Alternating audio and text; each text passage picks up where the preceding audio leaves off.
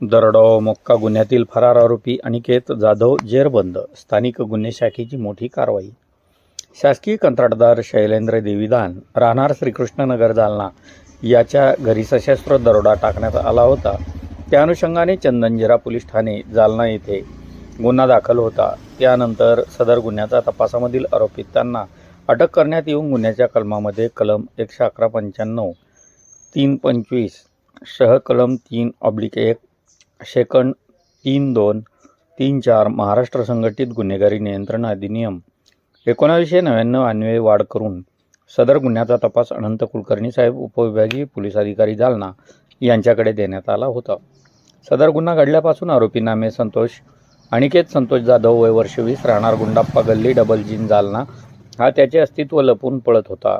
सदर फरार आरोपीचा शोध घेऊन जेरबंद करण्याबाबत पोलीस अधीक्षक तेगबीर सिंह संधू यांनी स्थानिक गुन्हे शाखेचे पोलीस निरीक्षक पंकज जाधव व पथकास सूचना दिल्या होत्या. पोलीस निरीक्षक पंकज जाधव स्थानिक गुन्हे शाखा जालना यांनी पथक तयार करून कारवाई करण्याबाबत मार्गदर्शन केले होते. त्या अनुषंगाने दिनांक 18/7/2026 रोजी अनिकेत संतोष जाधव याचा शोध घेण्यासाठी तांत्रिक विश्लेषण व गुप्त बातमीदारामार्फत माहिती मिळवत असताना माहिती मिळाली की आरोपी अनिकेत जाधव हा गांधी चमन येथे आला आहे. सदर ठिकाणी तात्काळ पथक रवाना होऊन त्यास ताब्यात घेण्यात आले असून पुढील तपासकामी तपासी अधिकारी यांच्या ताब्यात देण्यात आलेले आहे. आपण पाहत आहात लोकतुफान डिजिटल न्यूज. वृत्तनिवेदक विजय शिवगजेसह मुख्य संपादक अशफाक पटेल जालना.